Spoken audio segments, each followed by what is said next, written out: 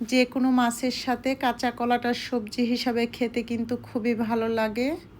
তবে একটু ছোট ছোট টিপস ফলো করে রান্না করলে কিন্তু এটা খেতে আরও সুস্বাদু হয় এবং খুব অল্প সময়ে এটা মজাদার করে রান্না করে নেওয়া যায়। আজকে আমি এখানে কই মাছ দিয়ে কাঁচা কলা দিয়ে রান্নার রেসিপিটা শেয়ার করব এবং খুবই সুস্বাদু হয় এটা খেতে।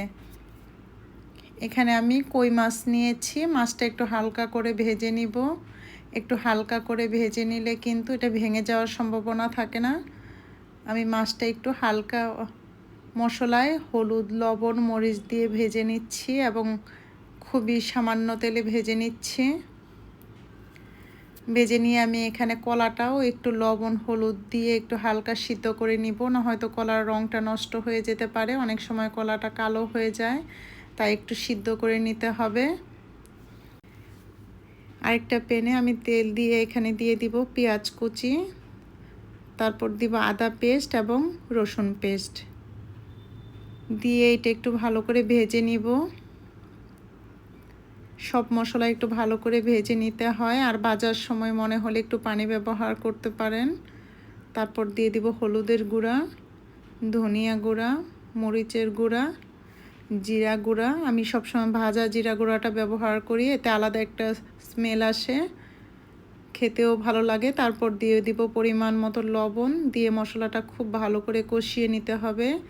যতক্ষণ এটা ভালো করে কষানো না হয় ততক্ষণ ভেজে নিতে হবে। তারপর দিয়ে দিব আগে থেকে সিদ্ধ করে রাখা কাঁচা কলাগুলো, দিয়ে মশলার সাথে খুব ভালো করে এটা ভেজে নিব। আর একটু ঢেকে দিয়ে ভেজে নিব যাতে মশলাটা কলার সাথে খুব ভালো করে মিশে যায়। একটু ঢেকে দিয়ে মশলাটা যখন ভালো করে একটু মিশে যাবে তখন আমি দিয়ে দিব আগে থেকে ভেজে রাখা কই মাছগুলো। কই মাছ দিয়ে ওইটা মশলার সাথে খুব ভালো করে এটা আমি মিশিয়ে নিব।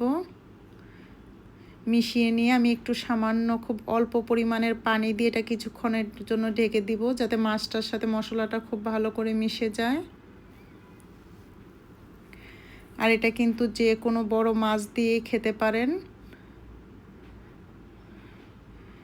ভালো করে কষানো হয়ে গেলে বা ভাজা হয়ে গেলে আমি এখানে ঝোলের জন্য পানি ব্যবহার করব। আর তরকারি রান্নার ক্ষেত্রে কিন্তু একটু গরম পানিটা ব্যবহার করলে ভালো হয়, এতে সময়ও কম লাগে এবং স্বাদটাও ঠিক থাকে, খেতেও ভালো লাগে।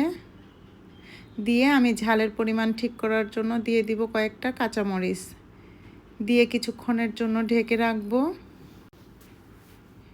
ঢেকে দিয়ে কিন্তু অল্প সময়ে এই কাঁচা কলা দিয়ে তরকারিটা রান্না করে নিতে পারেন, খেতেও ভালো লাগে। আর আমার রেসিপিগুলো যদি ভালো লাগে, একটু সহজ মনে হয়, তাহলে আমার চ্যানেলটা সাবস্ক্রাইব করবেন এবং লাইক কমেন্টস করে পাশে থাকবেন।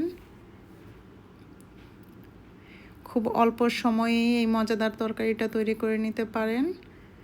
এই রেসিপিতেই বাসায় ট্রাই করে দেখবেন, খুবই ভালো লাগে কাঁচা কলা দিয়ে কই মাছ।